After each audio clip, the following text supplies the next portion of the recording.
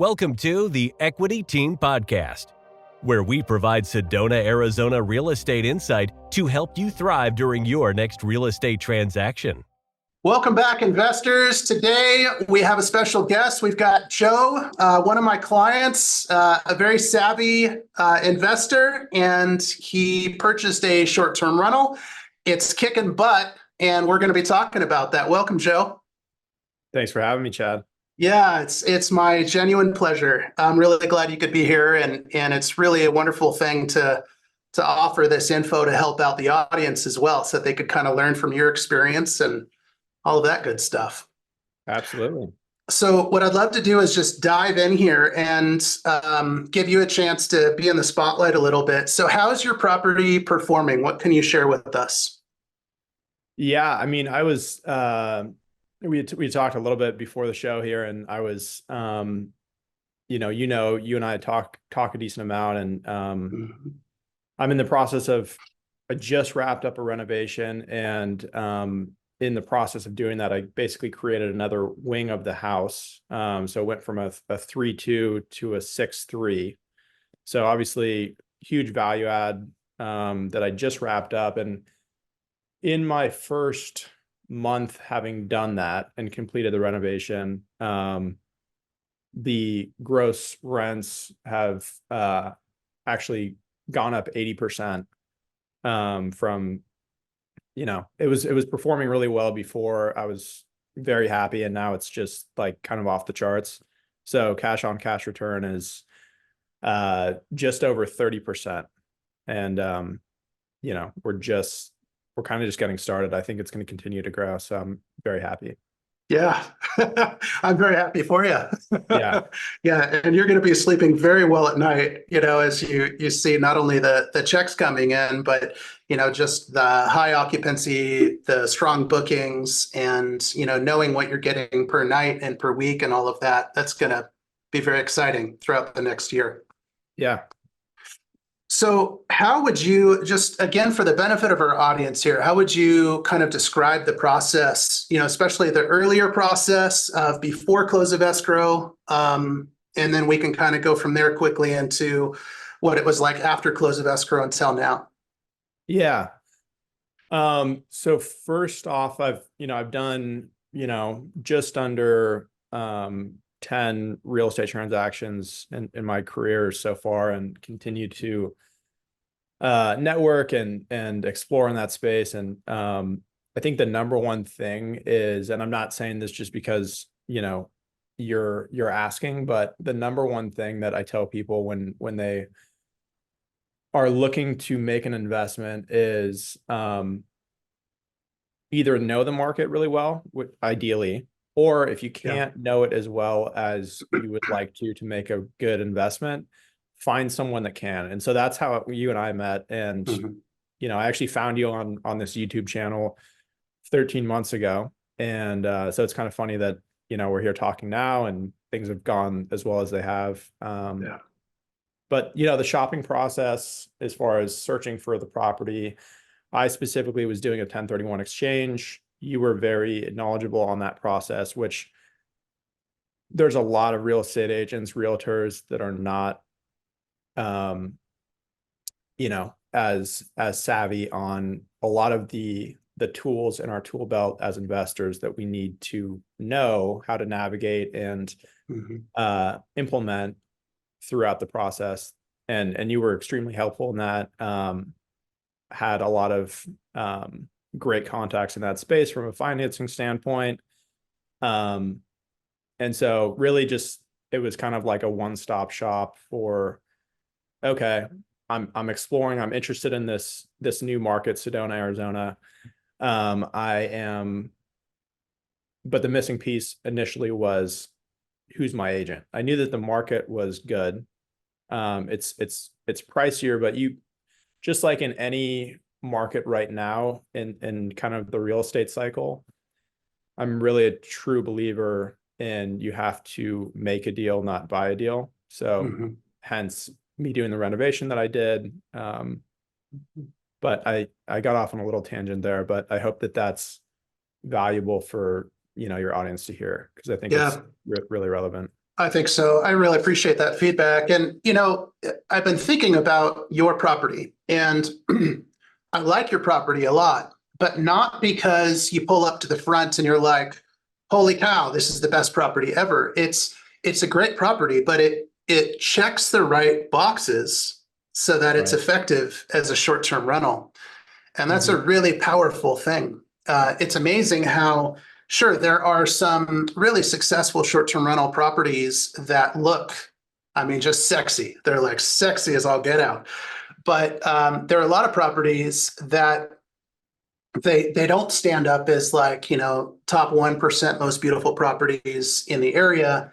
And they do really well too, as long as, again, you check those boxes. Yours is kind of in between. It's an attractive property and it has a lot to offer. Watch yourself, Yeah. Chad. I don't want to hurt your property's feelings. No, it is an attractive property, Yeah.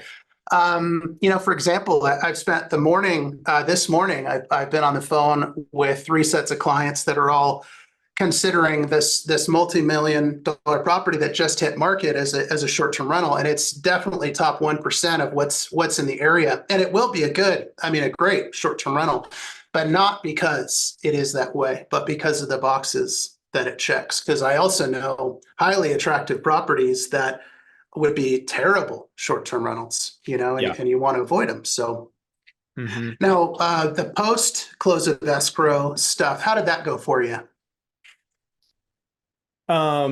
Yeah, so that's a good question.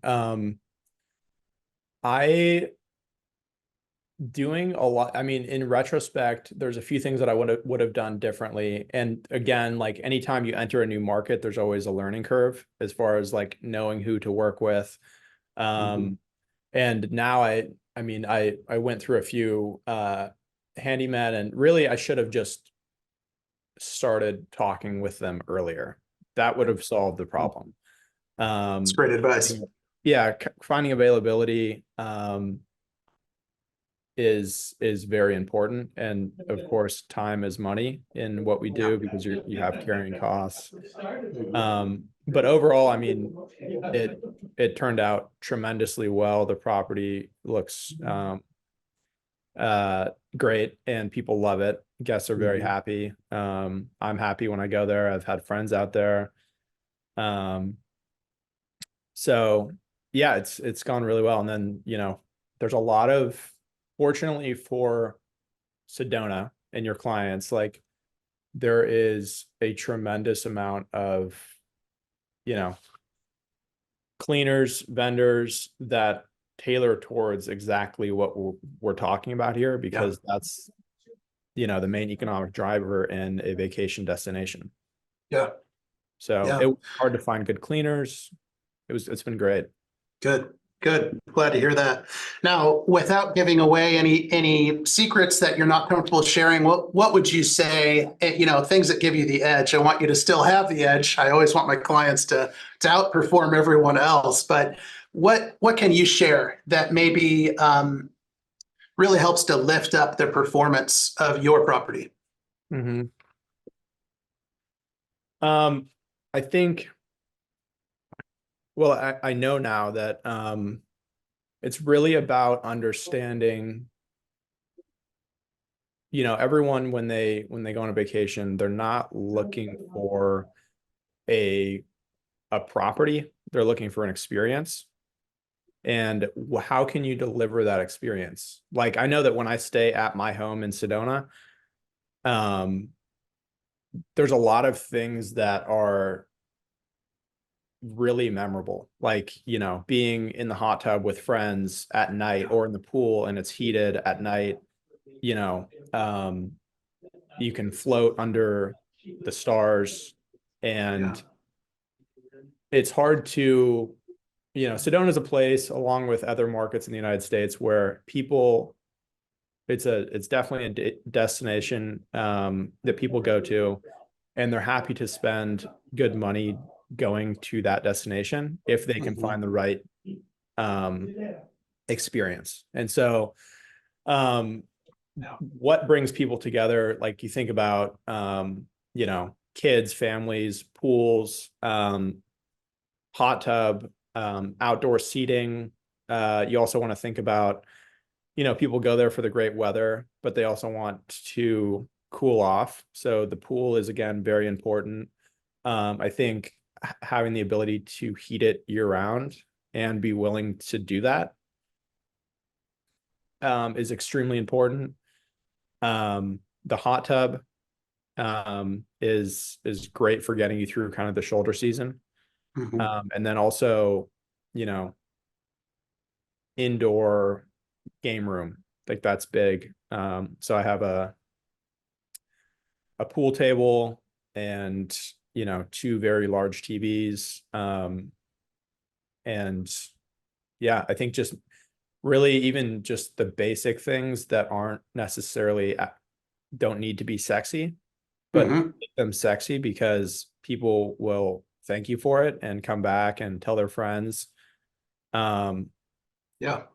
And it's, I say this a lot in life, but it's kind of like choose your problems, right? Like, do you want to cut the corners and have not great furniture that you're going to have to replace, or that you're not going to enjoy staying in or sitting on that sofa, or buying something that's higher end? You can still get performance fabric, so it's easier to clean up. People appreciate that stuff and they see the thoughtfulness that goes behind it. And then I would say also, aside from amenities, is I manage myself, so I can see that people really appreciate the level of experience that I deliver every time. Yeah, spot on. Now, obviously, like you said before, you did just finish a renovation. Do you plan on doing further improvements, or do you think you're pretty well done with your improvements at this point? Yeah, I think I will. I think continuing to, I think you kind of have to, for my own goals. I think if I were to leave it the way that it is, it would be a great investment, and it already is. Yeah. I'm just always trying to make it better, so that's just me. But I will, continue to probably add more things. Like right now, I'm talking with my cleaner, and she's been fantastic, and she actually mentioned, I have a property that they allow dogs, and something you might want to consider, Joe, is having a kind of, really tailoring and making that that family that does have a dog that is traveling with their dog to Sedona to hike, make that a very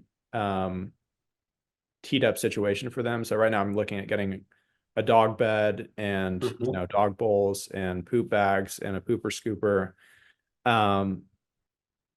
And so little things like that Nice. people don't really think about or Yeah, care to think about. that's a really nice thought. You're right. A lot of times, the dogs are kind of ignored and neglected. And, people that have dogs love their dogs. It's a family member. And having those things provided, you feel pampered, and you feel like it's this thoughtful extra thing. And that's a really good point.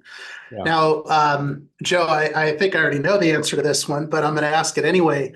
Do you plan to buy another short-term rental in the greater Sedona area? I do. Yeah. Yeah. Okay. Yeah. Any, not specifically what exactly kind of breakdown of property that you'd like to buy, but do you have any thoughts as far as what you're going to be wanting?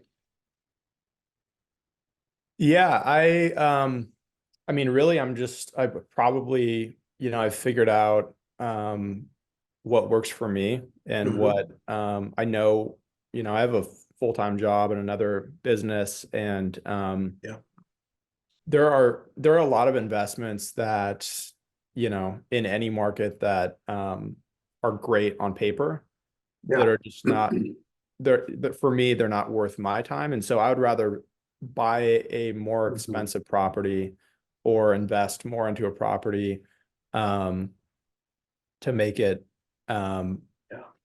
worth my time.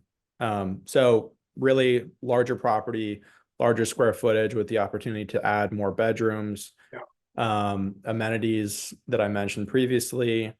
I'll be doing that again. And yeah, I think that's it in a nutshell. That's really a great point, about leveraging your own time and leveraging your money as well, instead of buying a bunch of cheap ones, which all require the same amount of time. In fact, usually the cheaper the property, the more time they require. But rather than doing that, get, one or two, we're not talking, hecta luxury here, but, nicer properties that cost a little more. And typically those give the best returns anyway. Strongest ROIs in greater Sedona area, from my experience, is it's usually about $1 million to $2 million, rather than where most people fall in, which is, let's say 700,000 to $1 million or something like that. You come up a little bit more and your percentage return is greater, and your leverage of time and energy is much more effective. So right. I'm glad you said that. Well, cool. Joe, thank you again for joining. That's all we have time for today. I really appreciate you coming on. This is amazing. Awesome. Of course, Chad. Happy to be here. Thanks so much, Joe. Thanks for tuning in to the Equity Team Podcast. To speak with one of our top agents, visit us at owninaz.com. That's owninaz.com. Or call us at 928-323-0031.